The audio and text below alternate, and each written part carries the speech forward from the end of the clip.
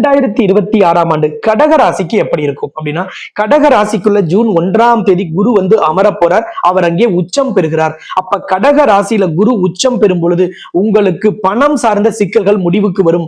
பாதியில நிக்கக்கூடிய கட்டிட வேலைகள் வேகம் எடுக்கும். உங்களுக்கு சுப நிகழ்ச்சி நடக்கல அல்லது குடும்பத்துல ஒரு சுப நிகழ்ச்சி நடத்த முடியலையா, அது நடக்கும். ஒரு வீடு வாங்குற எண்ணம் ஈடேறும். ஒரு தோட்டம் வாங்கணும், காலி மனை வாங்கணும், வண்டி வாகனம் வாங்கணும் அல்லது வண்டி வாகனம் மாத்தணும். உற்பத்தி துறையில பெரிய பிரஷரை சந்திச்சிட்டு இருக்கவங்க எல்லாம் உற்பத்தி துறையிலும் சரி, தொழில் நிறுவனத்திலும் பெரிய வளர்ச்சியையும் வெற்றியும் பெறுவீர்கள்.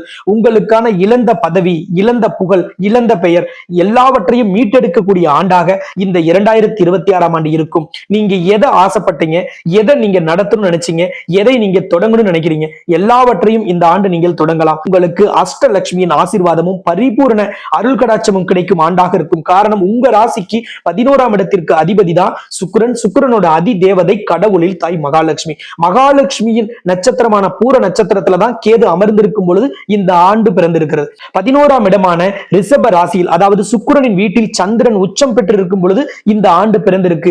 எல்லா விதத்திலும் நீங்கள் உச்சம் பெறுவீர்கள். வெற்றியில் உயர்ந்த இடத்திற்கு வருவீர்கள். வெற்றி அப்படிங்கிற பாதையை நோக்கிய நாம் பயணம் செய்யறேன்னு தெரியலையே அப்படின்னு வேதனையோடும் தடுமாற்றத்தோடும் தயக்கத்தோடும் இருந்த நீங்க வெற்றி நடை போடும் ஒரு அற்புத காலமாக இந்த 2026ஆம் ஆண்டு இருக்கும். இந்த வருடத்தில் எல்லா பௌர்ணமியிலும் நீங்கள் வழிபாடு செய்ய வேண்டியது உங்கள் 11ஆம் இடத்திற்கும் லாபஸ்தானத்திற்கும் ஆசை நிறைவேறும் இடத்திற்கும் அதிபதியான சுக்கிரனின் அதிதேவதையான தாய் மகாலட்சுமி. மகாலட்சுமியிடம் தான் அஷ்ட ஐஸ்வர்யங்களும் 16 செல்வங்களும் இருக்கு. இந்த வருடம் கட்டாயம் ஒவ்வொரு பௌர்ணமியிலுமே நீங்க மகாலட்சுமி வழிபாடு செய்யுங்கள்.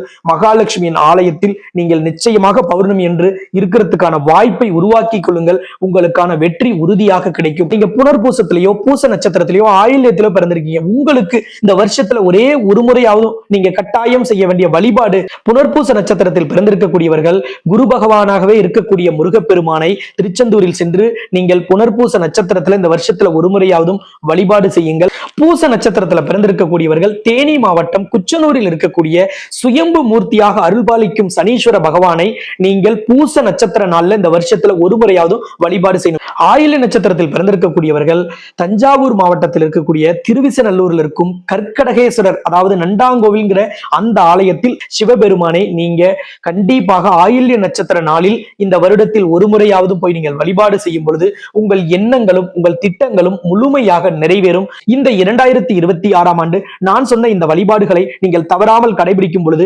நிச்சயமாக இந்த ஆண்டு உங்களுக்கு வெற்றி தரும் ஆண்டாகவும் நலம் தரும் ஆண்டாகவும் வளம் தரும் ஆண்டாகவும் பொன் கொளிக்கும் ஆண்டாகவும் இருக்கும். உங்களுக்கு 80% சுப பலன்களை பெறும் ஒரு உன்னத ஆண்டாகவும் மறக்க முடியாத ஆண்டாகவும் இருக்கும்.